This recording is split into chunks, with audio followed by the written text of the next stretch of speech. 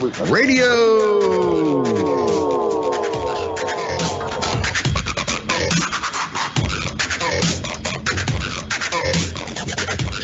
The opinions expressed on this radio station, its programs, and its website by the hosts, guests, and call-in listeners or chatters are solely the opinions of the original source who expressed them. They do not necessarily represent the opinions of Revolution Radio and FreedomSlips.com, its staff, or affiliates. You're listening to Revolution Radio, FreedomSlips.com, 100% listener-supported radio, and now we return you to your host.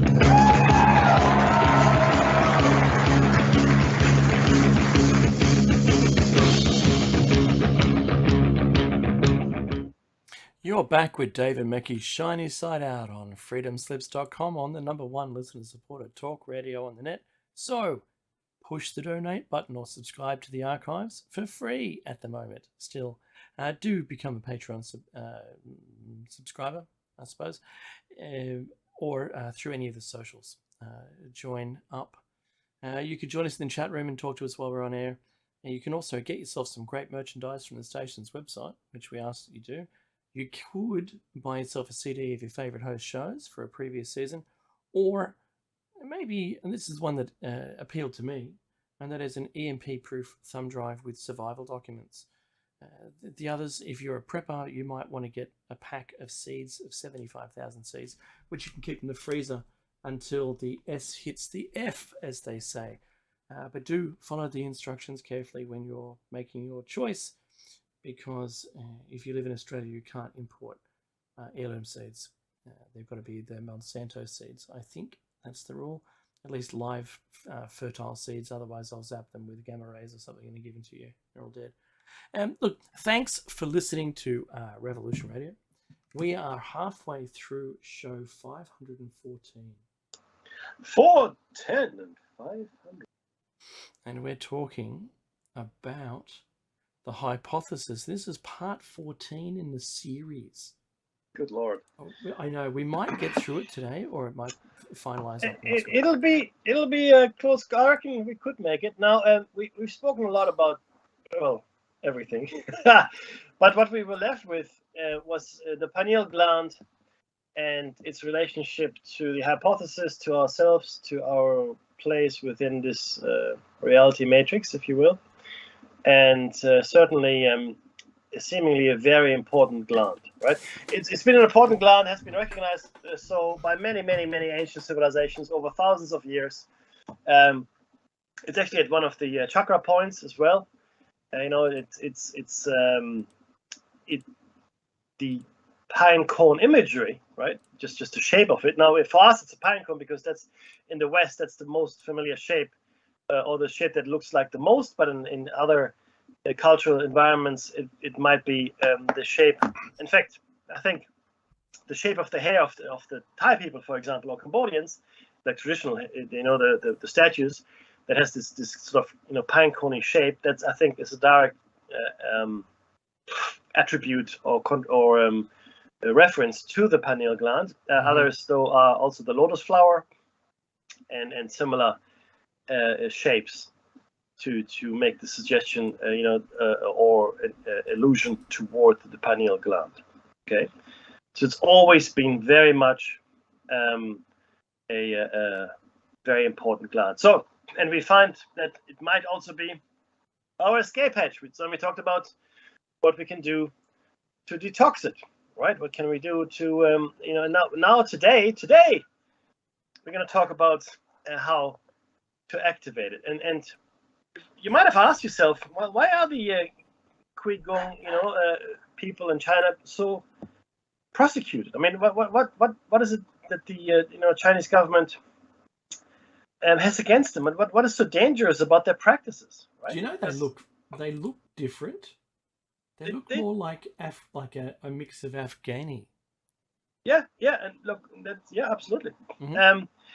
And now the Qigong is a practice that has been on for a long time, and it is a practice which is meant to raise your awareness, your consciousness, to elevate your frequency levels, and that's why it's so dangerous to the Chinese established communist government, because that's the last thing you want.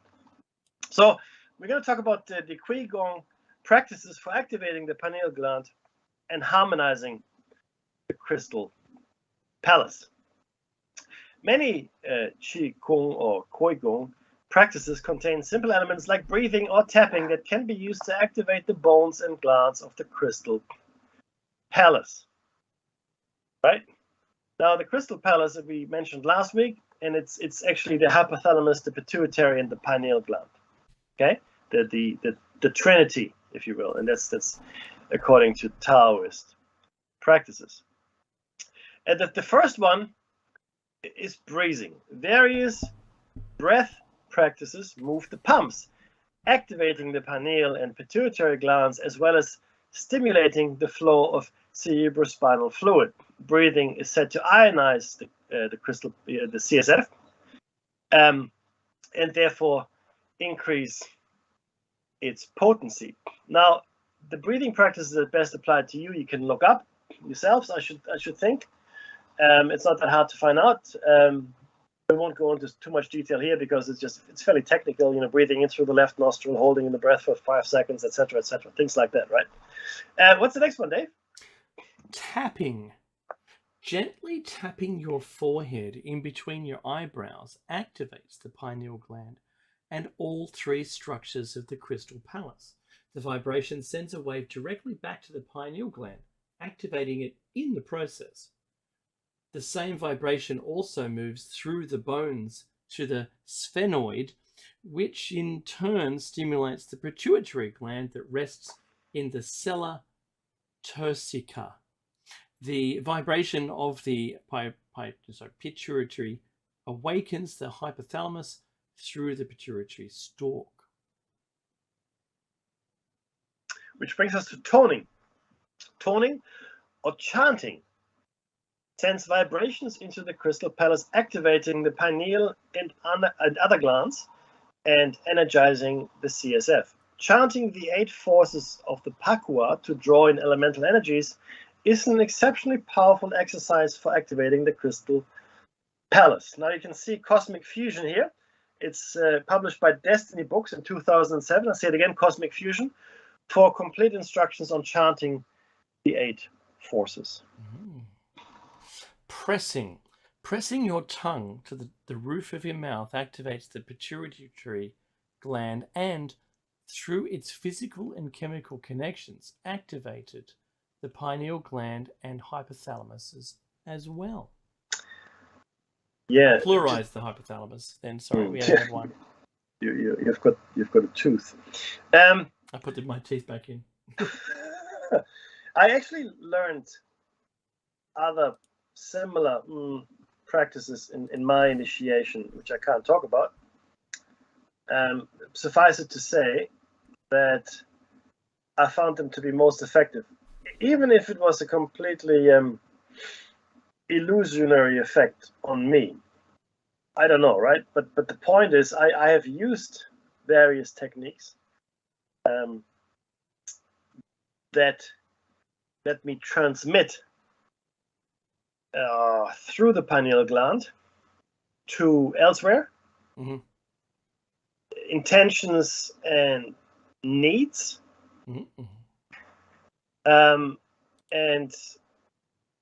if you want to pursue this kind of understanding, I strongly suggest that you find a Taoist community and see if you can join. Seems to be most connected and seems to have preserved most of the knowledge that is required. Anyway, that's just, I think it was you next. Number 5, Mickey, you're next. Oh, I'm next. Sorry. My apologies. And when we squeeze our eyes, the muscular connection with the sphenoid activates the pituitary. Sucking in our cheeks moves the jaw, which stimulates the neck and cranial pumps. Contracting the anal sphincter and perineum sends vibrations to the muscles that envelope the anus and form the pelvic floor. From the pelvis, the vibration then travels up the spine and dual tube to the occiput. The intracranial membrane system transfers the vibration to the center of the head, activating the pineal and pituitary glands. So these are actual things that you can do on a daily basis. Yeah, don't mind me. I'll just be on the floor convulsing, attempting all of them at once. Spiraling. Spiraling movements such as spinning, the pakua, the Tai Chi symbol, or our dantians creates an electromagnetic field that energizes the CSF and enhances the power of the heart field, thereby activating the pineal gland and other glands of the crystal palace. Now, this is actually an important one.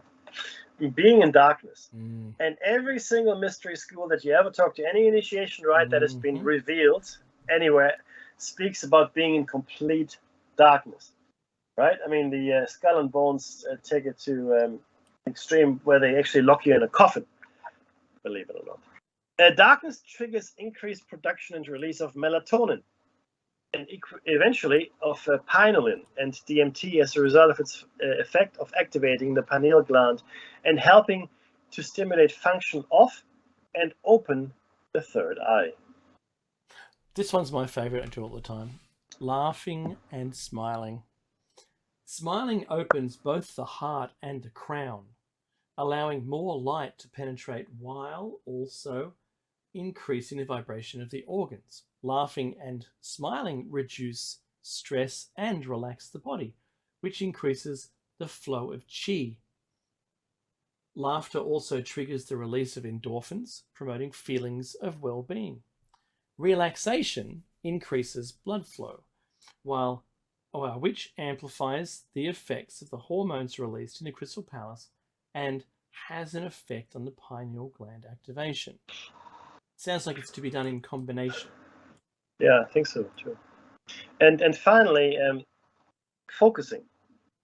Since energy flows where our attention goes, bringing our attention to the structures of the crystal palace will activate them. And there's a note here, and this is important to understand.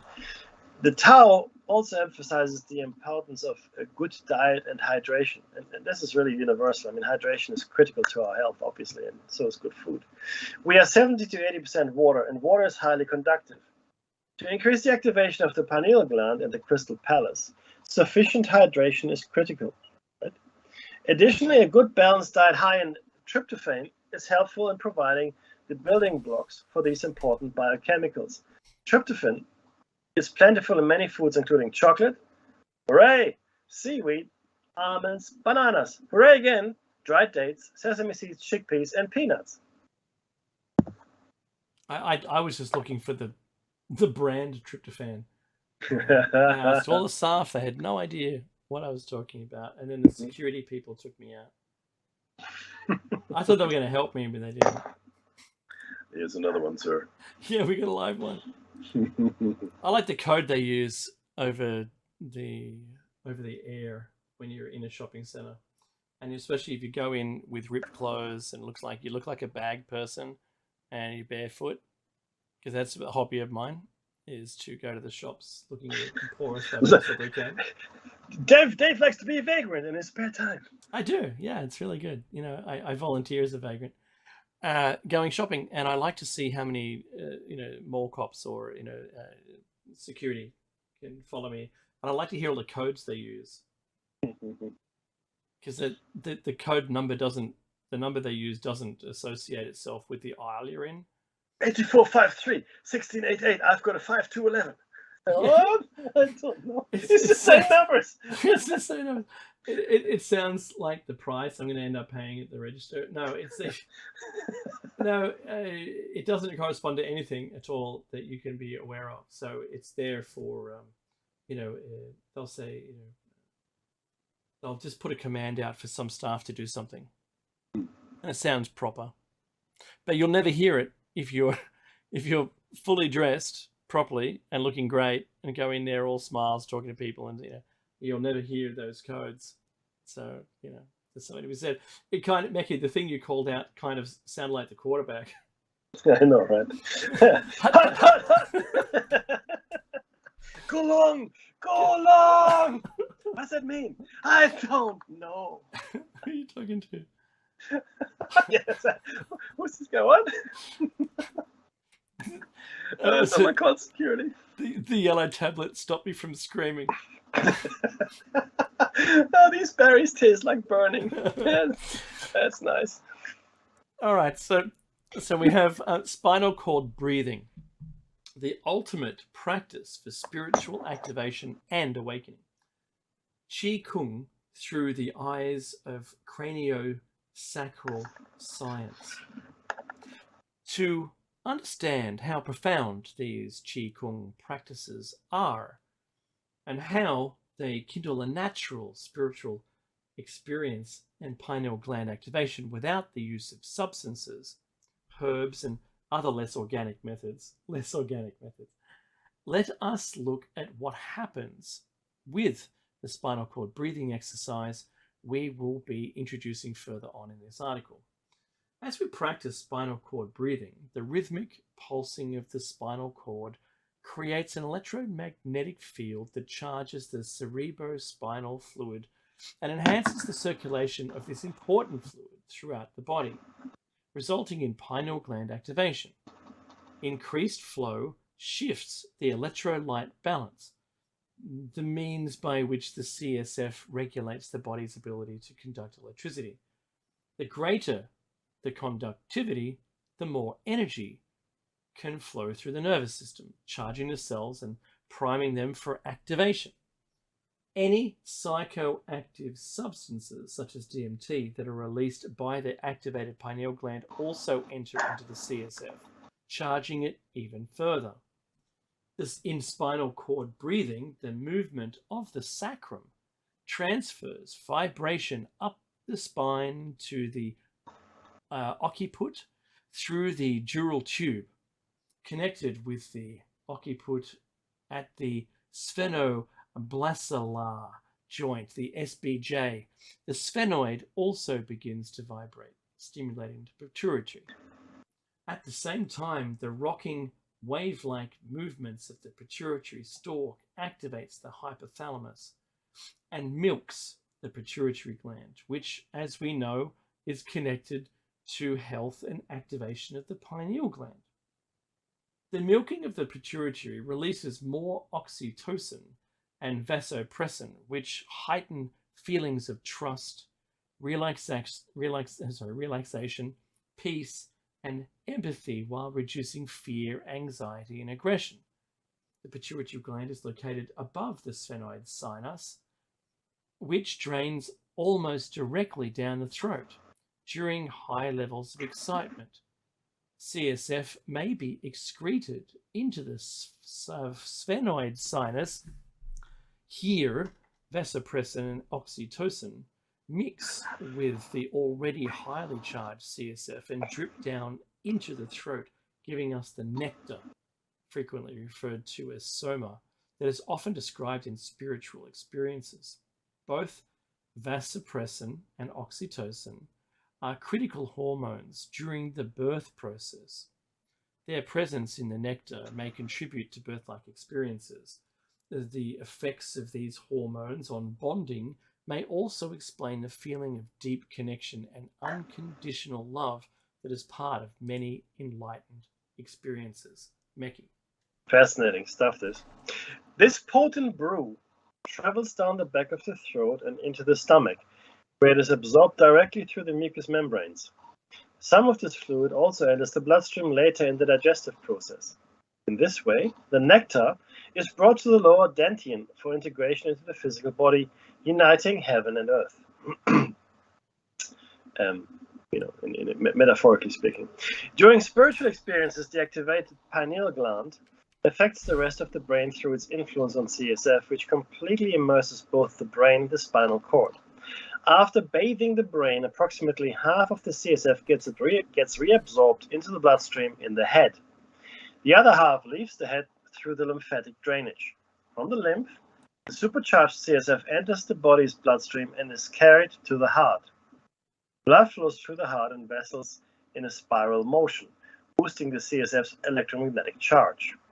These neural biochemical and electromagnetic connections between the brain and the heart may lead to ecstatic, heart-mind expanding sensations. The heart field is the strongest electromagnetic field of the body. When consciousness moves from the head to the heart, the field becomes stronger and more organized. When the head resonates with the heart's vibration, neurons in the brain fire differently, reducing mind chatter, increasing the communication between mind and body, and inducing further pineal gland activation. Thus, during spiritual experiences, the liquid light ambrosia of the CSF is active in all three dantians, enhancing their powers. Because the pineal gland is itself bathed in CSF, there can be a self-amplifying positive feedback loop that creates peak experiences. Moreover, since the heart field extends and can be felt at least 10 feet from the body, our experiences also have the potential for a ripple effect to our communities. That's really interesting if you think about it. Just take lots of music as well. Sure thing. Light and music. Research by neurosurgeon Wilder Penfield reported in 1958 that stimulation of the right temporal lobe of the brain led to patients reporting spiritual experiences such as seeing God, leaving their bodies, hearing music, and seeing the dead. Since then, studies by Peter Fenwick and Vernon Knapp also show connections between mystical experiences and the temporal lobes. Although the exact mechanism by which the temporals are stimulated is not yet known, it may be that the CSF present in the interpeduncular cistern situated between the temporal lobes may be involved. A structure called the colliculus helps to orient the head to what is seen or heard. It receives visual and auditory stimuli and has sensory motor connections to assist with orienting movement. It surrounds the pineal gland and is activated by its secretions. As the pineal awakens, releasing biochemicals such as serotonin, tryptamine, pinealine, melatonin, or DMT, it affects the colliculus, which can explain some of the lights, visions, and celestial music that people report when the third eye is open and the crystal palace is active.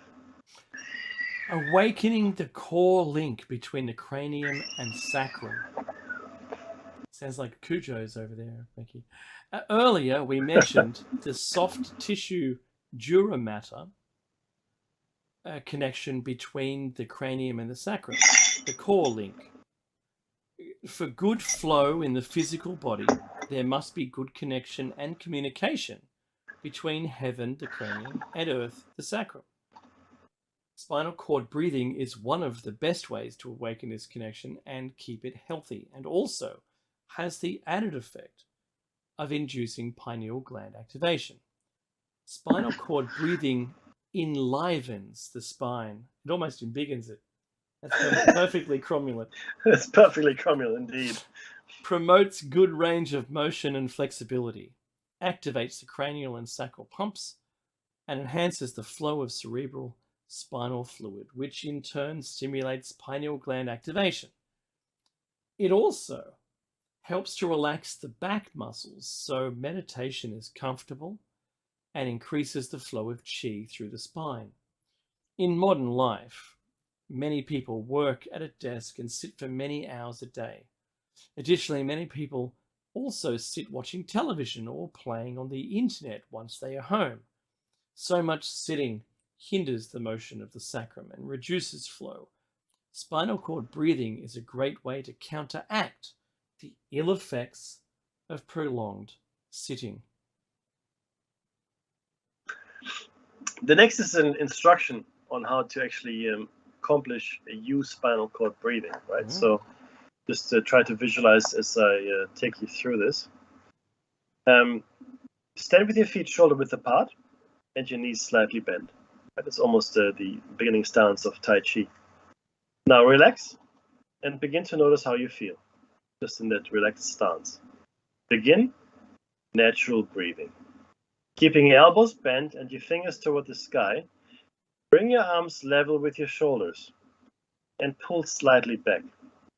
Again, this is reminiscent of some of the Tai Chi movements you see. Gently tilt your sacrum backward, arcing your spine. Open your chest and allow the rib cage to expand, activating the thymus and adrenal glands. Allow your head to drop backward and allow your jaw to soften.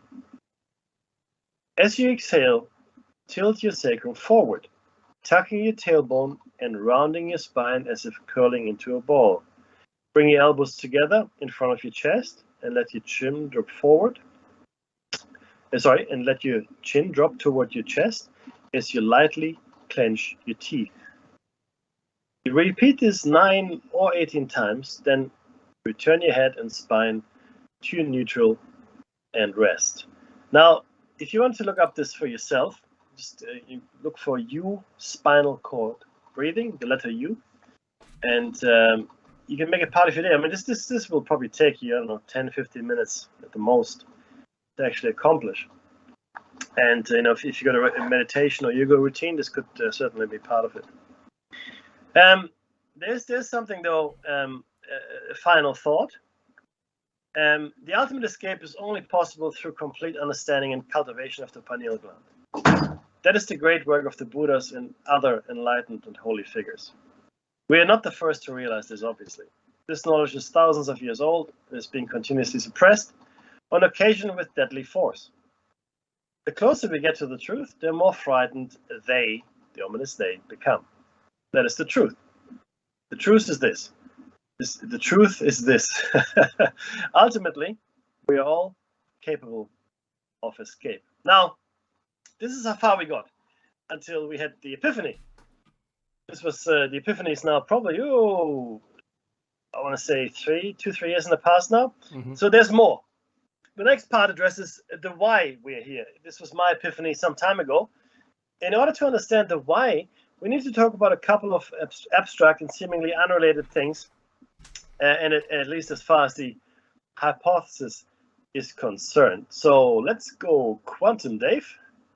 Quantum decoherence. What is it, you might ask? It's the loss of quantum coherence. That makes sense.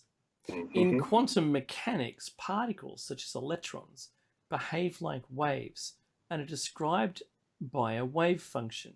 These waves can interfere, leading to the peculiar behavior of quantum particles. As long as there exists a definite phase relation between different states, the system is said to be coherent. This coherence is a fundamental property of quantum mechanics and is necessary for the function of quantum computers. However, when a quantum system is not perfectly isolated, but in contact with its surroundings, the coherence decays with time, a process called quantum decoherence. As a result of this process, the quantum behavior is lost. Decoherence was first introduced in 1970 by the German physicist H. Dieter Zeh, and has been a subject of active research since the 1980s. Decoherence can be viewed as the loss of information from a system into the environment, often modeled as a heat bath, for instance. Since every system is loosely coupled with the energetic state of its surroundings, viewed in isolation, the system's dynamics are non-unitary, although the combined system plus environment involves in a unitary fashion. Thus, the dynamics of the system alone are irreversible. As with any coupling, entanglements are generated between the system and the environment. These have the effect of sharing quantum information with or transferring it to the surroundings. So decoherence has been used to understand the collapse of the wave function in quantum mechanics. Decoherence does not generate actual wave function collapse. It only provides an explanation for the observation of wave function collapse as the quantum nature of the system leaks into the environment. That is, components of the wave function are decoupled from a coherent system and acquire phases from their immediate surroundings. A total superposition of the global or universal wave function still exists and remains coherent at the global level, but its ultimate fate remains an interpretational interpretational issue. Thank you very much. Specifically, decoherence does not attempt to explain the measurement problem. Rather, decoherence provides an explanation for the transition of the system to a mixture of states that seem to correspond to those states observers perceive. Moreover, our observation, that's the author, tells us that this mixture looks like proper quantum ensemble in a measurement situation as we observe the measurements lead to the realization of precisely one state in the ensemble. Decoherence represents a challenge for the practical realization of quantum computers, since such machines are expected to rely heavily on undisturbed evolution of quantum coherences. Simply put, they require that quantum coherent states can be preserved and that decoherence is managed in order to actually perform quantum computation. Yeah, and ultimately, when they talk about the universal wave function, what they're saying is scientists believe, yes, quantum decoherence does occur, so which means the wave function collapses into the one observable outcome that we then observe, right? What they're saying, though, is the other outcomes still exist. We can no longer measure them, right? It is just that we are now stuck with that one outcome that we have, and the others are no longer in reach of our measurements. Now, and this goes to the interpretation of quantum mechanics, or rather in quantum mechanics. So, decoherence does not claim to provide a mechanism for the actual wave function collapse, right? We don't know why it collapses. I mean, the simplest explanation is it collapses because you look at it. But physicists are really allergic to that explanation. That's right. They break out into hives if you say that. Rather, it puts forth a reasonable mechanism for the appearance of wave function collapse. The quantum nature of the system is simply leaked into the environment so that a total superposition of the wave function still exists, but exists, as I mentioned, at least for all practical purposes, beyond the realm of measurement. So again, we're stuck with the one that we can actually observe and measure. Of course, by definition, the claim that a merged but unmeasurable wave function still exists cannot be proven experimentally. You can't, because you can't measure the other parts of your statement. You just can't. We only know what we have. So we know that the wave function existed because we had it, right? It existed before we measured it, but then we're measuring it, and the wave function disappears, and we are left with the one observational reality, right? The work experience kid, stop measuring it. There you go. That's the pro. See, if we don't have the COVID tests, we're going to be okay. Decoherence explains why a quantum system begins to obey classical probability rules after interacting with its environment due to the suppression of the interference terms when applying Born's probability rules to the system. So what we're saying here really is two things, right? One is that, what I'm saying, I'm going to say two things. One thing I'm saying is, if you look at it, it collapses, right? And the other things are no longer measurable. So they no longer leave a footprint in our reality, let's call it. The other thing is that the quantum system, what they're saying is it leaks into the surroundings. I think rather what it's the statement is the quantum nature of the systems is simply leaked into the environment. So that but I think it's opposite. I think the classical nature of the system, the larger system that we're in, leaks into the quantum wave function. Is what I think happens, right? And the quantum effects therefore sort of wash out, right? So if you dilute a liquid sufficiently enough, you won't be even know that there was another liquid at some point, right? That's the dilution effect. I think that happens, which brings us to something else, which is really fascinating, Dave. Nice throw. Observer effect in physics. In physics, the term observer effect refers to changes that the act of observation will make on a phenomenon being observed. This is often the result of instruments that, by necessity, alter the state of what they measure in some manner. You could say this similar if you put a thermometer into a glass of tea or a cup of tea. The radiant heat coming from the glass will accelerate the cooling of the tea. It adds to a thermal mass which is radiating the heat away. That's one way of looking at it. But in quantum, it's a different thing. So a commonplace example is checking the pressure in an automobile tire. This is difficult to do without letting out some of the air, thus changing the pressure. Furthermore, it is not possible to see any object without light hitting the object and causing it to emit light, well, reflect light. This, while this may seem negligible, the object still experiences a change. This effect can be observed in many domains of physics and can often be reduced to insignificance by using better instruments or observational techniques. In quantum mechanics, though, there is a common misconception that it is the mind of the conscious observer that causes the observer effect in quantum processes. It is rooted in a misunderstanding of the quantum wave function and the quantum measurement process. Remember, the quantum wave function is a, what's it called when you predict something mathematically? Prediction. Thank you. Not the word I was looking for. I know. Not randomosity, the other one. Anyway, so yes, I don't agree with that statement. Yeah, neither do I. Simply because, in fact, we know that a lot of scientists now. Remember this probability, Mickey. Probability. There you go. So the quantum wave function is a probability equation. Correct. That's exactly right.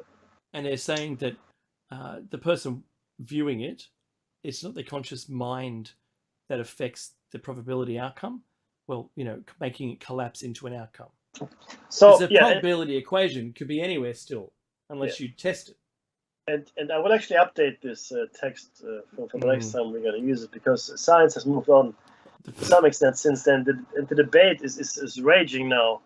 If it is in fact the conscious mind that is altering the outcome, because this experiments have been undertaken, and so the measurement may be taken, but if nobody ever looks at it, then we're sort of in a shrinking as cat kind of scenario, because we don't know what's in the box. In my mind, Mickey, it's rendered when we look at it. That's what I think as well. Yeah. Right, and that's really important to understand here.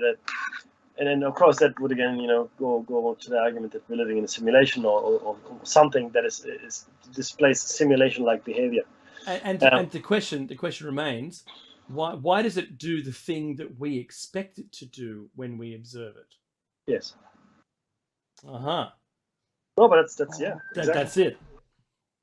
Yeah. Look, and again, it's really I wonder what would happen if you had a child look at it who doesn't have an expectation. Ooh, it would be a very young child, because like I keep arguing, right? We are born into this biology which already cripples us, right? Yeah, that's true. So again, but what about have an the mind? Look at it. Yeah, what about the mind of a dolphin? Or yeah. I don't know. Again, funnily enough, there have been science fiction stories written with that very theme in mind. But actually, we have a good chance of concluding. We'll see. I think we can. Go ahead. Yeah, what's the difference between the observer effect and the uncertainty principle? I think it's another thing we have to cover here. In particle physics, the observer effect in general use refers to any effect caused by the act of observation.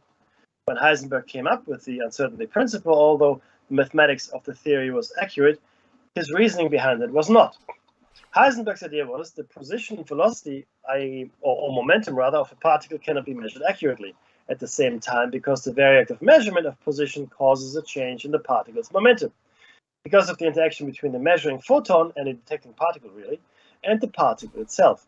But it was later found that the uncertainty was in fact not a result of measurement, but an inherent property of the universe.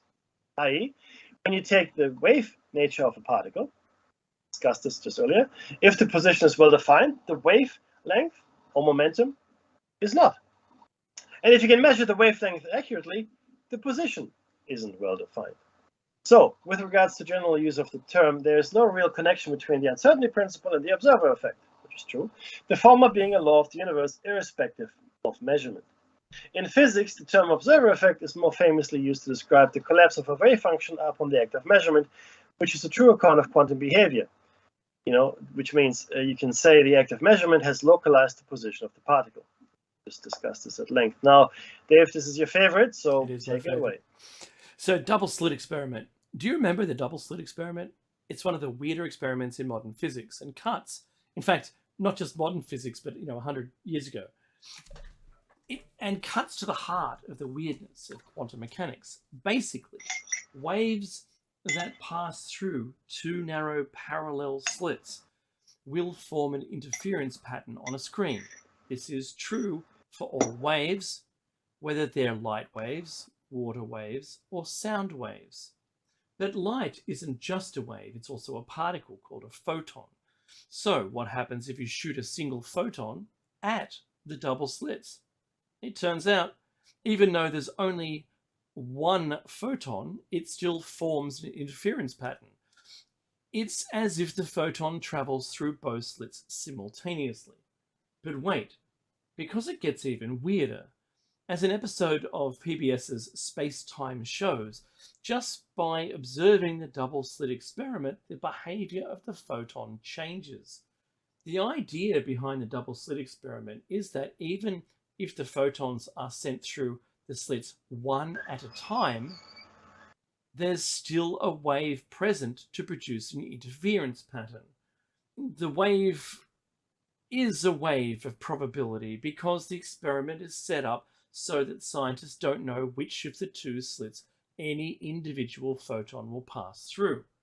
But if they try to find out by setting up detectors in front of each slit to determine which slit the photon really goes through, the interference pattern doesn't show up at all.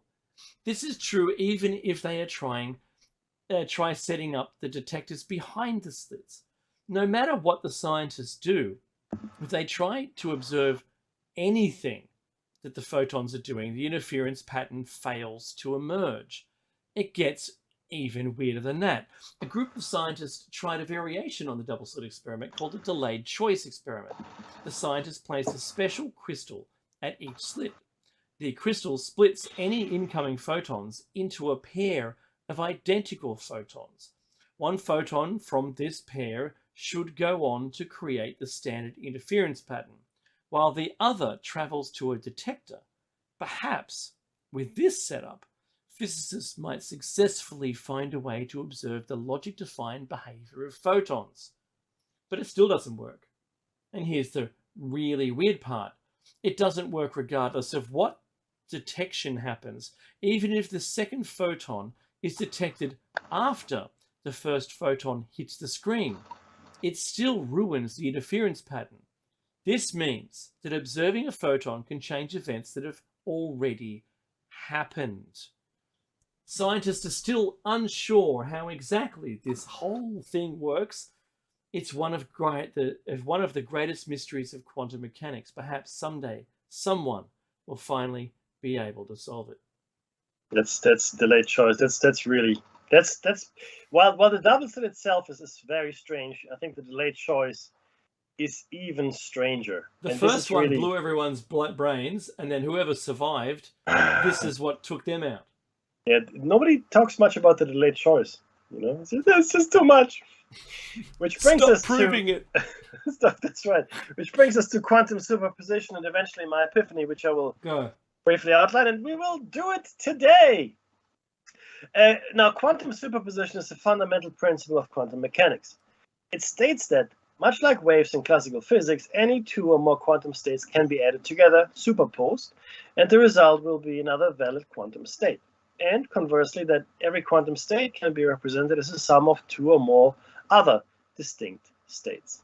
Mathematically, it refers to a property of solutions to the Schrödinger equation. Since the Schrödinger equation is linear, any linear combination of solutions will also be a solution. An example of a physically observable manifestation of superposition is interference peaks from an electron wave in a double slit experiment. Okay, that's all the quantum mechanical definitions You out can of relax, the way. people. Right, so but it's important though that you understand it, because that's what led to my epiphany. Mm-hmm. And you can call the people with the butterfly anytime you like. Now this is because, I mean, for the longest time, why would anyone want to imprison us here? What's the point? What is the point? Now it seems to me this reality is dependent on the number of people actively believing in it. We are here to ensure the continued existence of this reality, to make sure that the wave function collapses, essentially. To put simply, I propose that we, sentient beings, are here in order to ensure there is quantum decoherence. We are here to stabilize or maybe even create this reality, right? We are here to ensure the ultimate, penultimate status quo.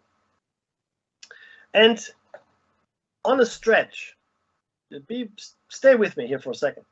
On a stretch, there are two phrases I'm going to use now, right, which in my mind perfectly describe quantum decoherence, right? And those phrases are ordo ab chaos and e or ex pluribus unum. Now these two phrases mean order out of chaos and out of many one. Mm-hmm. Right? That's what they mean. Yeah. And do you know where you find them? On the American dollar bill. That's where you find them. That's where they are. They were added by the Masons because one of the final secrets teachings is exactly that. Order out of chaos. That's the quantum decoherence. Because you have an infinite number of probabilities that are expressed in the wave function, and the order is created by collapsing it into one. And if you don't understand it still, they make it even clearer by saying out of many, one. Not two or five, but one.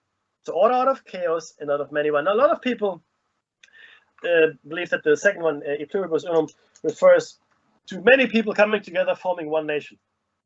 You can believe that if you like. That's all up to you entirely. I don't think at all that's what about what Legion, Mickey? Legion? We are Legion. Yeah. Yeah, it comes into it, right? Because the realities out there are Legion. Right? And this is really interesting, because thank you actually for bringing that up, Dave, which gives us another little leap. When Jesus talks to the Lucifer, the adversary, or when he does an exorcism, what they say is we are Legion, referring, in my opinion, to the vast number of realities existing beyond this one. Because make no mistake, the architect of this system of things, right, is the adversary. That's the enemy, and the light bringer and Prometheus, right? They're all trying to get us out of here, give us true knowledge, and open our minds to the very many realities which we cannot access, the higher planes of existence. Okay, so the loser of this battle, or at least in this realm here, is shown as the bad guy. Reverse your thinking. Understand that's not the case at all. The architect, Adonai, this reality, that's the guy we don't want. That's the guy, girl, entity that's imprisoning us here. To what end? I don't know. And why this reality needs to exist, I don't know either. I know that the parasites are just as imprisoned as we are, but they have managed to carve themselves out a nice niche here. Think of them as the Merovingian of the Matrix, right? They are utilizing. They're managing to utilize this reality matrix to their benefit. Okay, so if you watch the Matrix movies, the Merovingian is a rogue program that pretty much does whatever it wants, right? And it has survived many purges in the past, and some of its fellow programs are werewolves and vampires, etc., etc. So the entities that we immediately perceive to be in charge are not. They're the parasites, but they are just making the most of it, and they found ways of not either forgetting when they're reincarnated or not reincarnating at all. So they've got complete and perfect memory of everything and anything that goes on, and therefore are in the best position to stay in power. There are not many of them, I don't think. But like I said, because they've been here such a long time, they've built quite a power base, but not unassailable, as we all know, if we look at the ancient texts. And only once in a while do they lift someone up into their ranks. Right? Mackie, from the Matrix, the movie, the architect says, your life is the sum of a remainder of an unbalanced equation inherent to the programming of the Matrix. Choice. The problem is choice. You are the eventuality of an anomaly which, despite my sincerest efforts, I have been unable to eliminate from what is otherwise a harmony of mathematical precision. Yes. Yes, absolutely. But he says, you're the sum of a remainder. That is everything added together. That's the sum is a single number. Yes. Yes. That's crazy. Well, look, again, the Wachowski sisters, brothers, when they made the original sisters trilogy, now, yeah. they're sisters now. They obviously are well read in philosophy and other things as well. Otherwise, the Matrix would not have been the success it was. If you delve into these kinds of subject matters, it's easy to get it wrong, and it's easy to create something that's just not worth watching at all. And really, in my opinion, and again, people have different opinions. Only the first Matrix movie is truly mind blowing. I know. The rest carried the theme. They had to make money, right? Yeah, they had to make the money. They pulled the handle, and out came a movie. That's it. So understand that we are here to ensure the continued existence of here. Beyond that, though, we're still investigating, trying to research as to why here needs to exist in its form. Is it a haven? Is it a prison? Is it a punishment? Is it a mistake? Is it a trap? Is it a natural phenomenon? I don't know. Mackie, the question would be the same if we were in a simulation. Wouldn't it? And why is the simulation? These same outcomes, these same problems we're facing would be the same if we were in a simulation. 100%. Why? What's the point of it, right?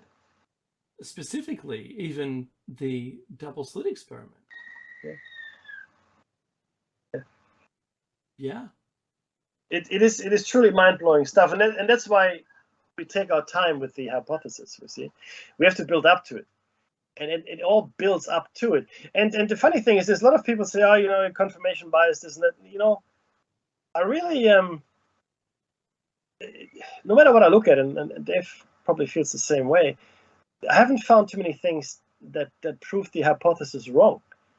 Right? I mean, the more I dig and the more I look in ancient cultures, religions, general philosophy, cutting-edge science, they all hint at the viability of the hypothesis.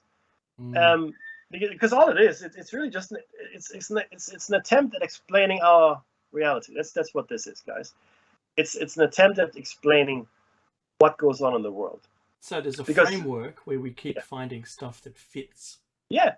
And because the reason, look, I can't speak for Dave, but Dave can speak for himself. The reason I started down this path because I wasn't satisfied with the answers I was getting. Well, no one had the answers I was asking the questions for. Right? Yeah. And how is that? Why is that? And it keeps. I mean, the science keeps bringing up more stuff, and it all adds up. It all adds up, and then you connect it to really ancient stuff, right? And why did no one care when I was asking these same questions? Oh, there's that too. When you try to find out, no one seems to care. Yeah, sure, whatever, right? Yeah. I'm just going to go about my day. It's like being inside the Lego movie, right? Because that's also another allegory. Yeah, of course. Because remember, there's a world outside of their world with the Kraggle, right? Yeah. Yeah. Same. This is where we're at. We're in a place where you can't ask questions about where we're at because no one knows and everyone's too distracted by the environment, not the environment that we live in, so to speak, but in their own worlds, that they have no interest, there's zero interest to pursue anything. And it would be a fair question to ask Dave as well. Well, who cares? Becky, what? Or Dave, so what? So what? Well, thing is this, everybody. This is a fundamentally important question. Why are we here? Where are we going? Where did we come from? Right? If we are right, then we are caught in an eternal loop. We're caught. I mean, we it must be our. And this is why Buddhists and Hindus believe it is our prime objective, our prime responsibility. So the Kathas, by the way, to escape the cycle of reincarnation. That is the prime motivator, not go to heaven, escape the cycle of reincarnation, which of course the Christians then take to mean to go to heaven, misunderstanding the whole thing. And that's the music. Hey, this has been another episode of David Mackey's Shiny Side Out. This is 5:14, end of hour 2. Coming up next is Share Bear's awesome show, After Hours. Stay tuned and join in, and we'll see you next week.